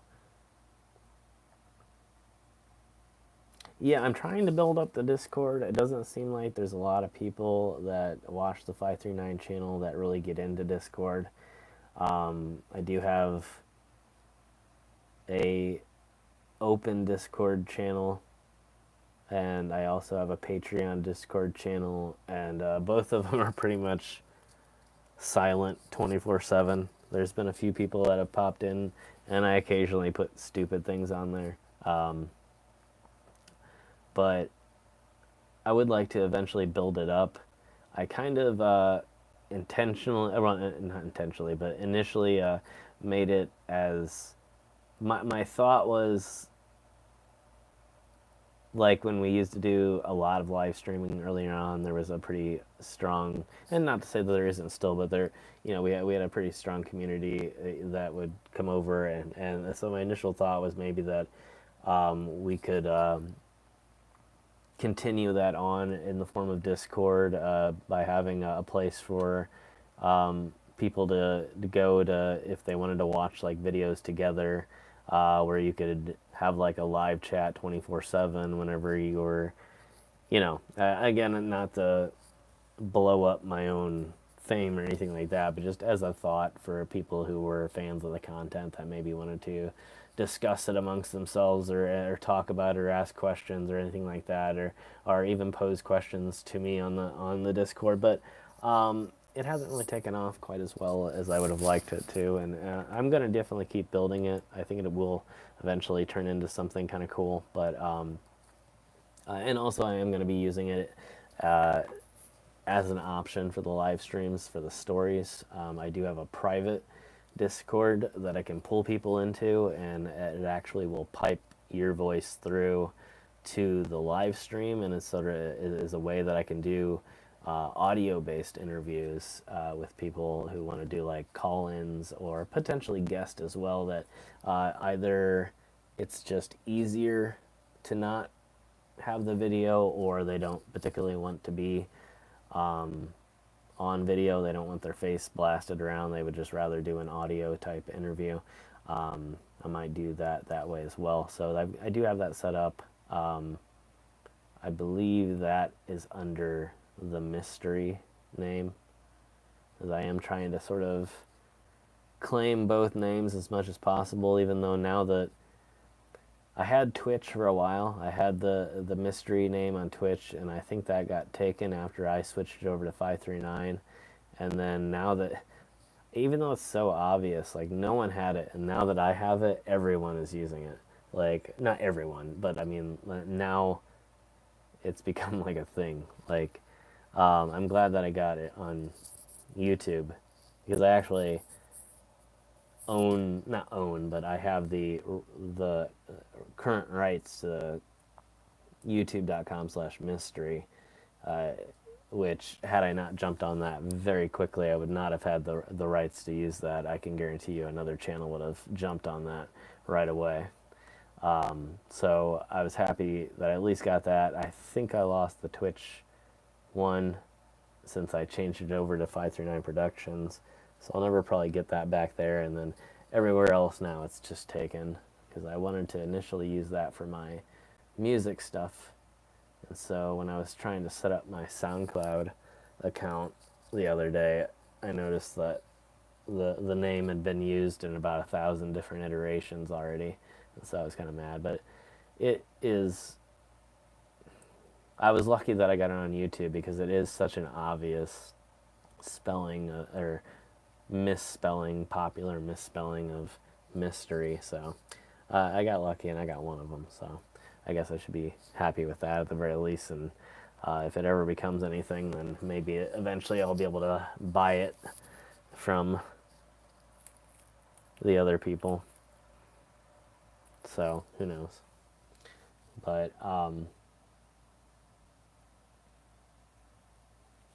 Yeah. Um, I think today is this is Thursday.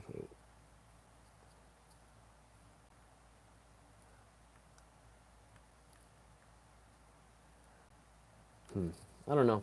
I'm just trying to debate whether or not I'm just gonna do the Twitch stuff maybe like tomorrow because I have all my Saturday editing done, and I'll probably do editing for the Tuesday episode this weekend, which is not going to be too hard. So I may just, I don't know. I'm not sure if I'm going to just do another live stream right away or if we should just wait around. But I'll tell you what, here's what we're going to do. I'm going to take one quick break. It is 2, I don't have to tell you the time. But since it's almost 3, I'm going to take, and we've been going now for just over an hour. I think I'm going to take a quick few minute break here and get something to drink. Because one thing in life, literally left my Mountain Dew on the other side of the wall here, uh, and just out of reach, making it annoying and breaking up the stream. So thus far, I've kind of pushed that off. So I'm gonna go grab a drink real quick, and then, like I said, if you guys want to do another platform, I might, but we might just save it for, I guess, technically later on today, and I might do another stream. I may jump on here first though if I do that. But so if I don't see you after the break, know that I'll probably jump on YouTube first if I do another stream later on. Basically tomorrow for some of you, it's probably tomorrow. For some of you, it's going to be today. But so yeah, if I don't see you after the break, I'll hop on YouTube first, and then we'll do the Twitch. Otherwise, we might do it here in a little bit. It's just going to be depending on what people are doing. So, like I said, I don't want to go over there and just bore people by hanging out and doing nothing. So, if it seems like there's going to be some people coming over and chatting, then that's cool. But if it's going to be something where, like I said, I feel like I'm wasting all of your time, then I don't want to do that. We'll just save it to when it's going to be more chatty, because I feel like I've said a lot about my plans already tonight, and so I feel like if I don't want to just repeat all that stuff to you guys on Twitch, and so we'll see. But anyway, I'm gonna take a quick break, grab a drink, and then we'll be back here probably about 5 minutes. I'm not doing anything big. So, all right, it will be on mute for just a second. So I do apologize. I can't do the splash screen. I can't do the music on here. So next time that we do a live stream from here, I will do the regular stream so we can do that. But all right, bear with me for just a minute.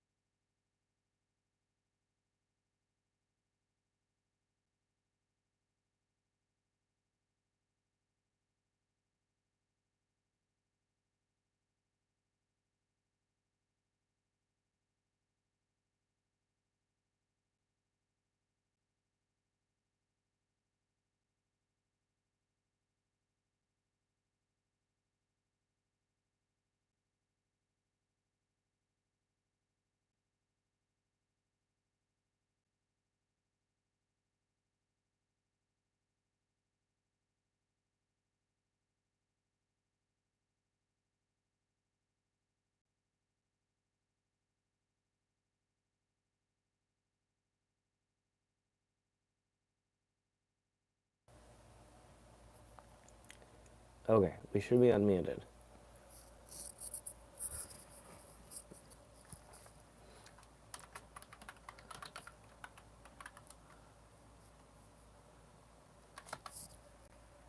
Well, okay. So apparently my computer's frozen. My other computer's frozen. Anyway, yeah. I was thinking that I'm not gonna call anyone out in general, but I'm really surprised I didn't get some more questions. It's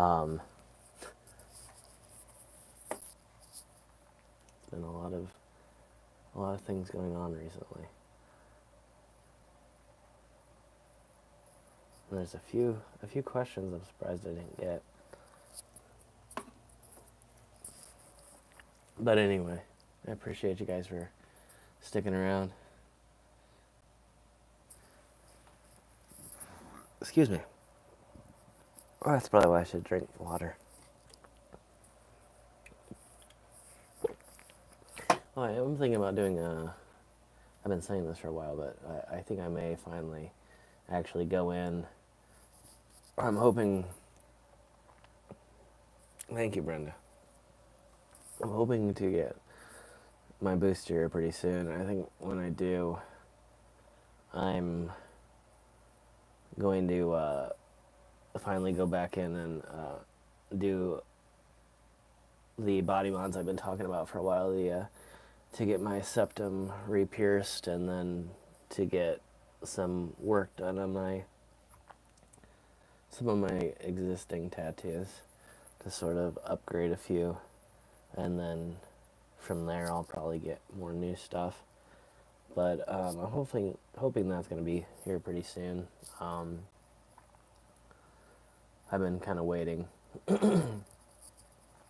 but and I know a lot of piercing shops right now will not do mouth or nape. Sorry again, I've got to plug in my phone here pretty soon, so this live stream is not probably going to last too much longer anyway. But I've got enough for a while. But yeah, I guess I probably should have thought of that when I was thinking about the Twitch idea. But anyway, we'll just stay on here for a while until it dies. That way, we don't have to worry about switching platforms or anything like that. But but yeah, a lot of piercing places haven't been doing any mouth or nasal piercings, and so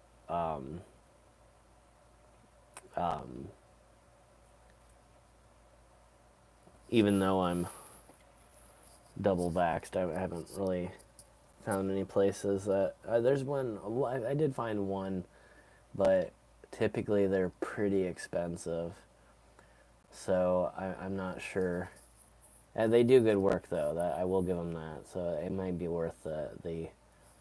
I know, especially when you do piercings. I've had terrible experiences with discount piercings. So, well, not terrible. I shouldn't say terrible. I've never gotten an infection ever. I've always been very cleanly and kept very good care of both my tattoos and piercings, so I never had any problems there. But I did have my industrial was done cheap, which is this guy, and so they used one needle, and you're not supposed to do that because apparently not apparently, in reality, but after the needle pierces once, it's so dull that you don't want to use it again. And so he used the same needle to go through, and he just continued to push it through. And so the top one was kind of painful, and then the bottom was so painful I was like shaking. So like it literally, it's 100% true. Like if you use that needle twice, it is so dull. It's horrible. It's like getting pierced with a spoon. So yeah, my point may be a bit moog in that maybe I should spend the extra money and do it at a place that does the job right. So yeah, never get cheap piercings, but mostly just clean your piercings very well, because I've known people to get expensive piercings and then get really bad infections. So a lot of it is about aftercare. Yes, it was very bad. Um, that was one of probably the most painful experiences I've had. Uh, Obviously very short, but even my septum was easy. Like my nose, like everybody's like, first of all you're gonna bleed a lot, and then second of all you're gonna cry, and like they're not like you're not gonna cry. They're like you're just not gonna be able to stop your eyes from watering, and I didn't do either. Not to say that that makes me tough or anything. I had a really good experience with it. Like it was not painful for me, and um, yeah, the industrial, however, like I said, the first hole it was fine, because he wasn't bad at lining things up. He wasn't really bad at what he was doing, but he was clearly trying to save money, was what he was trying to do. And so, while it wasn't uncleanly necessarily, it was a really bad idea for him to do that. And being a professional piercing artist, he should have known better. And I would say that most likely he did know better. He just was trying to save a buck, because um, while piercing needles aren't particularly expensive, they're also not cheap either. So I would say, especially at a shop, you're probably making the majority of your money off of tattoos, you know, because you're doing thousands and thousands of tiny little holes with the same grouping of needles, or only, yeah. Well, that's a whole different story. But anyway, um, needless to say, he was trying to save a few dollars by saving a few needles, and it really hurts when you do that. It really hurts really bad, like really, really bad. But it did not mess up the piercing, so the piercing was fine. But it was by far my most painful piercing. So definitely my most famous to myself. So yeah, that was my worst piercing story. Every other one has been pretty mild, but my other ones I got all traveling. This one was kind of a road trip. It was not very far. It's only probably about an hour away from where I am now. So I traveled the shortest amount of distance and received the most amount of pain for sure. And my nose piercing was local too. My other ear piercings were all travel though. So I got my cartilage in Kentucky, and then I got my tragus cartilage in Virginia, in Norfolk. So, and those were by far the least painful in the longest distance.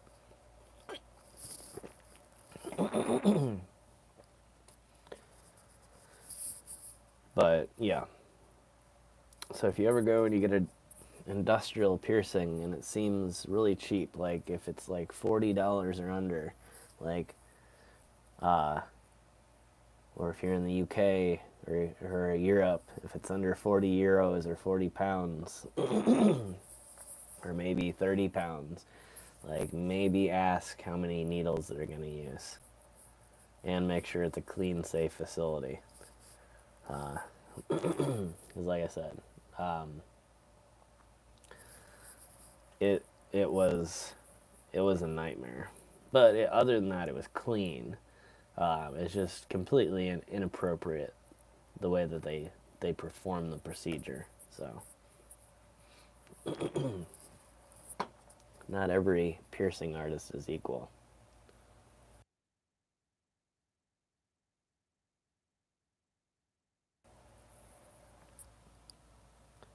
So yeah, like I was in Vegas, and I did not take advantage of the fact that there was a tattoo shop across the street from the hotel that I was staying in, and they were offering $10 tattoos. So I made sure to stay out of that place and not go in. Because anybody that's offering $10 tattoos, well, one of two things. Either they're really small and just picking flash art that you're not really picking the design, you're just picking out of a book of designs of like old fashioned like tattoos, things like that. Not necessarily old fashioned, but something called flash art. And or it's really bad and you're gonna walk away with a tattoo and a lifelong memory of the infection that you got afterwards. So it was one of the two. It was also across the street from the Elvis Chapel. So that was kind of interesting. You could get married by Elvis and then go get it commemorated across the street for $10. And then you could come back across the street and get some other services that you probably aren't supposed to be getting within the city limits of Vegas. So there's that.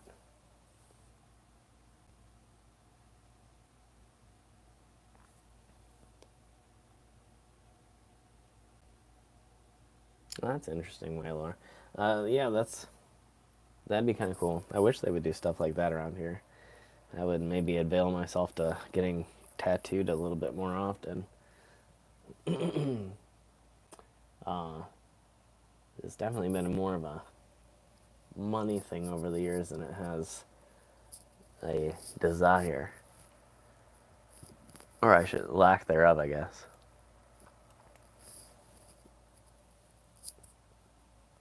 I've been trying to get into I know it's going to be expensive, but into the habit of getting more tattoos while I'm actually on these trips for the 539 channel. I'd even talked to, I think it was Xavier, a long time ago. I don't know if he remembers or not, but we had talked about maybe going in for tattoos one of the next times that I was in Vegas. But I'm not really sure what I would do. I thought about actually doing like a travel log.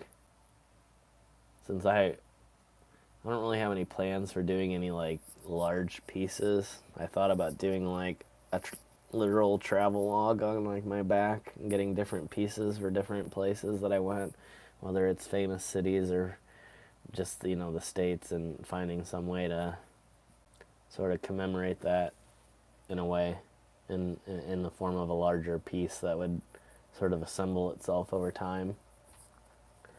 I'm not sure exactly how I would do that though. But I mean, well, I know how, but I mean, not like I don't have a specific design in mind or a specific way of assembling it, whether it be place names or artwork that represented something, or maybe a little of both, or I'm not really sure. Or maybe just finding an artist that could, who, being from that area, could make that decision on their own and be a little bit more authentic about it than what I could as a potentially cliche traveler. I think that's the thing about travel, is that the more you allow the local communities to affect your decision making, the better off you are than coming at it from a tourist sort of point of view. So if I could do that with the tattoo as well, I think I'd be a lot happier to find sort of like a Vegas, tattoo artist or something that could conceptualize their idea of what it is It's such a weird thing to say, but it makes sense. But yeah, because me going in there, it's like you could just end up walking away with like a tattoo of the Las Vegas sign, which would be kind of cool. But like at the same time, it's like I feel like a tattoo like that done by a Vegas resident would likely garner a kind of an eye roll once you left, as opposed to like coming up with some sort of custom sort of piece, if that makes sense. I feel like it does, but yeah. So that's an idea that might happen, but who knows how long that'll take. But I am trying to plan something out with Xavier again here soon, so potentially that might happen. We'll see. Um, Might be trying to do something like some sort of meetup maybe with him soon. Not like meetup where we do like a fan meetup, but like we were potentially talking about maybe meeting somewhere in the middle, kind of doing something where we both had to travel a little bit to meet somewhere. So I'm not really sure. Um, Definitely open to suggestions on that though as well. But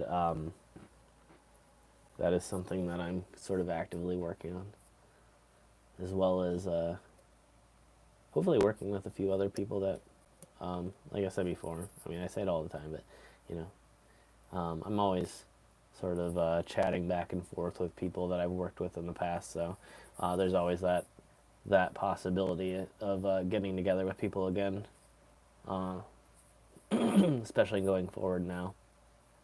So um, hopefully that'll happen relatively soon. We'll see here. But um, like I said, I'll keep you guys updated on all of that.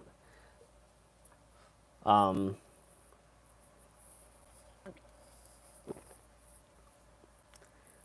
but yeah, mainly, if I can request one thing, um, like I said, if anybody has socials other than YouTube, make sure to check out my other pages. Like I said, on Instagram, there's lots of great content. TikTok is slowly building, but it does have some pretty cool, unique content, as well as some slightly recycled content from YouTube. And what was the other? Oh yeah, Twitch, which I have. Technically, it says I have no content, but I did try to stream on Twitch, and it, for some reason, streamed a black screen. So I have attempted. It's not completely my fault that there's nothing on Twitch. I have attempted, and it just did not. It did not work for me the first time, and so being frustrated, I gave up and decided to continue my live streaming here on YouTube, and that went pretty well for a while. And then obviously I took a bunch of breaks again, and it's sort of building again. I feel like the YouTube rules are slowly starting to change here, maybe a little bit for the better with different things. And so I think that there may still be a chance yet for this channel, but we'll see. But as I've said, like I said, if you have Twitch, it's twitch.tv/539productions. I know it has been slow to get started, but when it does get started, I will be streaming on there on a fairly regular basis. And probably do it several times a week. I do want to make a interview type podcast surrounding topics that are important to me, like travel and alternative culture, like specifically, I feel like I have to caveat that when I say alternative culture, I do mean tattoos and body modifications, and not anything politically related. So I know the word alt gets thrown a lot recently, and is not in relation to any of that. It is alternative in terms of alternative rock and roll and punk and tattoos and piercings, things like that. So I do still want to do a podcast around that, and also around, like I said, the travel stories and interesting things like that. I think that'd be really interesting, and like I said, to have the call in as well to because every podcast is a guest podcast, and it has either other YouTubers or other podcasters or things like that, and I definitely want to do that as well. But I think one of the things that is lacking, especially outside of the political realm, is the call-in shows. And although they do exist, I think it'd be kind of interesting to have a call-in show that's more about more positive based stuff, like travel, like I said, travel and culture. So I think that'd be really kind of interesting. So like I said, that'll be done on probably on Twitch, possibly a little bit on YouTube, but probably mostly on Twitch via Discord, and potentially a virtual phone number. So I will not be giving away my cell phone number on